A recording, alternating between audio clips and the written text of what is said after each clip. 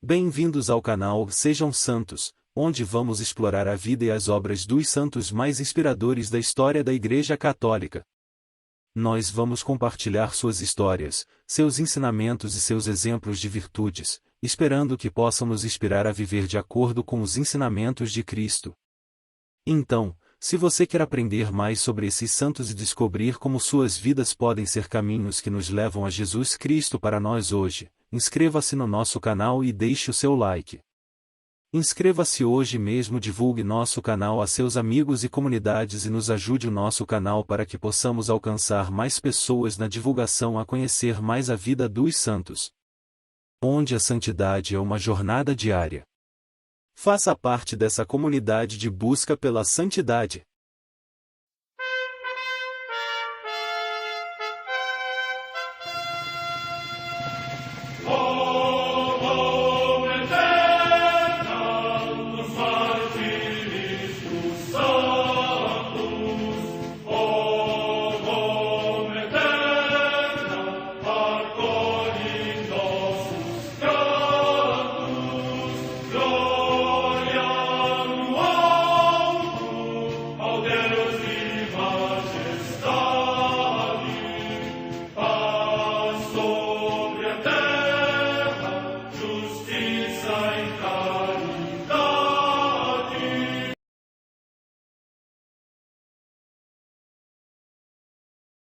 Ler a vida dos santos desperta em nós o desejo de seguir a Cristo. Através de suas vidas podemos aprender as virtudes, a sabedoria e o amor de Deus. Cada santo nos oferece um modelo de vida a ser imitado, como diz São Paulo na carta aos Hebreus, capítulo 12, versículo 1. Estamos rodeados por uma nuvem de testemunhas. A Igreja foi fundada por nosso Senhor Jesus Cristo não apenas como uma instituição, mas uma autêntica família. Os santos mártires, confessores, doutores, as virgens, os santos pastores e todos os demais santos são realmente nossos irmãos que nos precederam no caminho da fé e já estão no céu, para onde também iremos nós, pela graça de Deus. Portanto, sede santos, assim como vosso Pai Celeste é santo. Mateus capítulo 5, versículo 48. Hoje, dia 20 de janeiro, celebra a Igreja a vida desse grande santo, São Sebastião. São Sebastião. São Sebastião é um dos santos mais famosos entre o povo brasileiro, é um exemplo de coragem ante os obstáculos da vida e fidelidade mesmo diante das contrariedades e perseguições. É interessante notar o seu empenho em fazer o bem ocultamente, aproveitando todas as circunstâncias para semear alegria, consolo e ânimo para as pessoas próximas, embora sabendo que quando fosse descoberto poderia ter complicações. São Sebastião também pode ser reconhecido por sua prontidão em fazer a vontade de Deus e enorme espírito de serviço, pois após recobrar a saúde ele se volta para os outros e quer continuar fazendo o bem, sem achar que já fez muito na vida e que agora precisa repousar.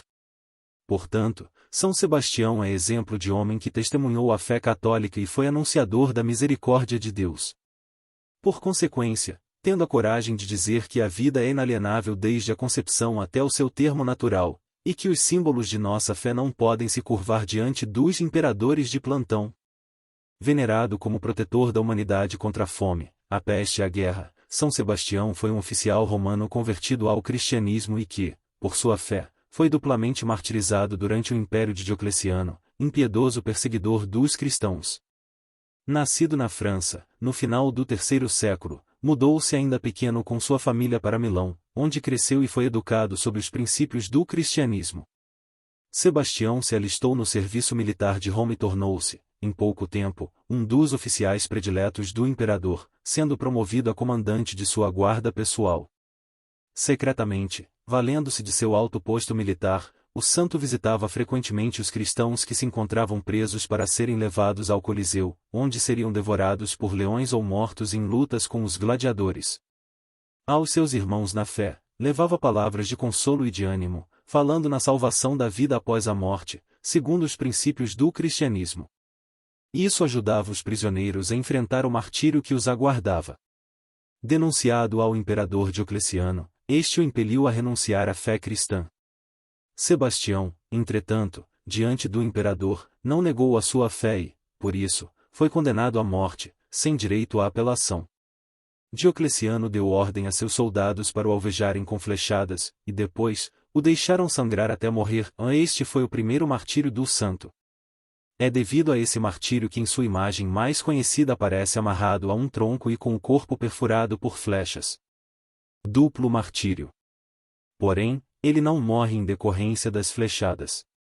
Abandonado no local do martírio, para sangrar até a morte, foi encontrado vivo à noite, por mulheres cristãs, lideradas por Irene, esposa do mártir Castulo. Elas foram ao lugar da execução para tirar o corpo e dar sepultura a Sebastião.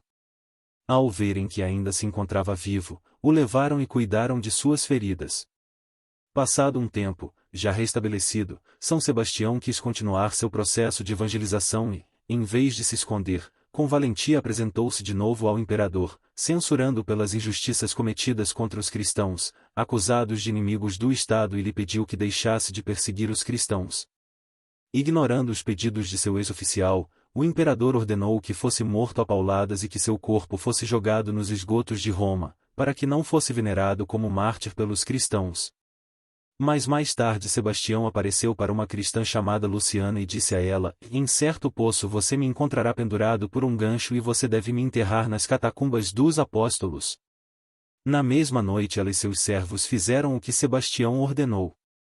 Alguns autores dizem que Luciano o enterrou no jardim de sua casa, que ficava situado na Via Ápia, onde está hoje sua basílica.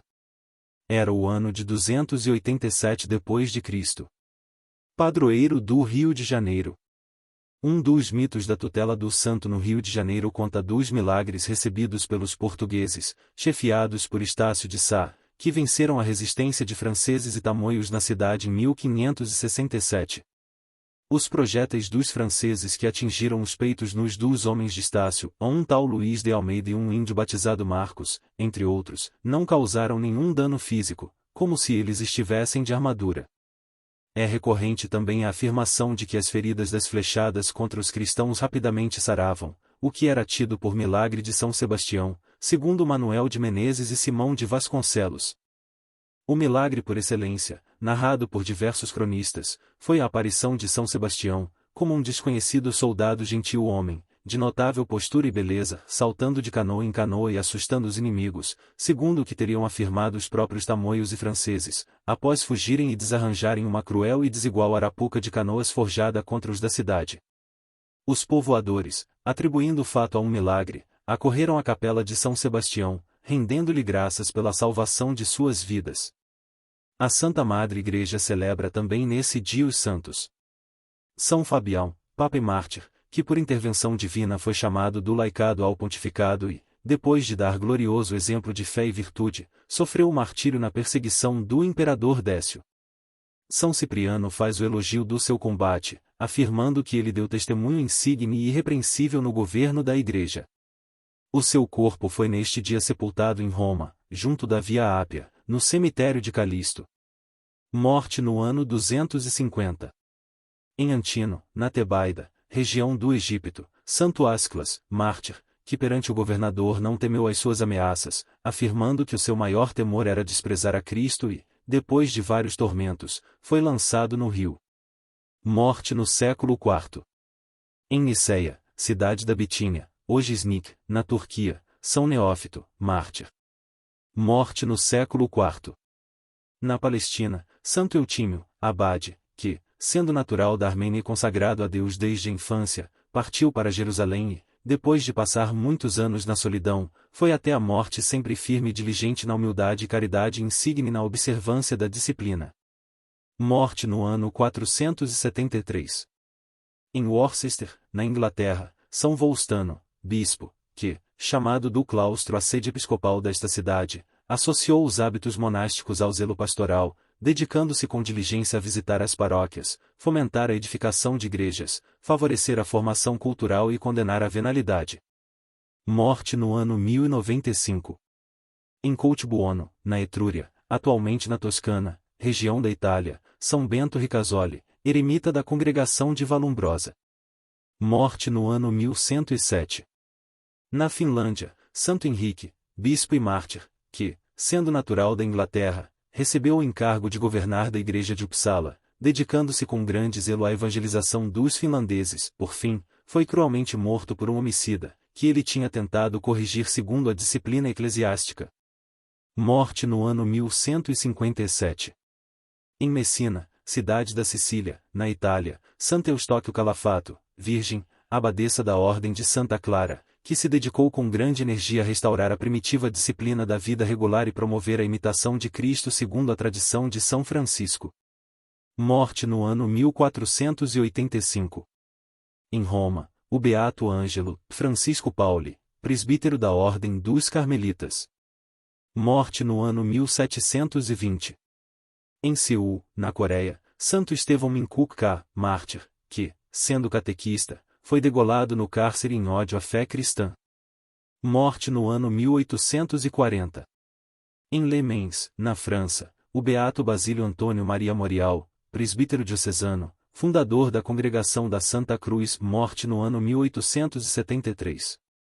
Em Casória, próximo de Nápoles, na Campânia, região da Itália, Santa Maria Cristina da Imaculada Adelaide Brando, virgem, que dedicou a sua vida à formação cristã das crianças, e por meio da Congregação das Irmãs Vítimas Expiatórias de Jesus Sacramentado, contribuiu intensamente para fomentar a adoração da Santíssima Eucaristia.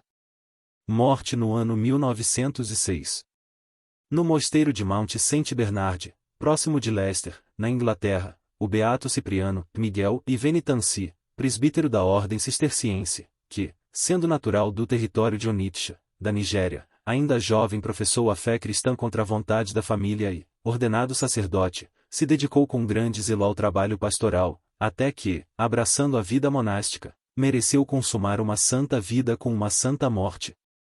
Morte no ano 1964.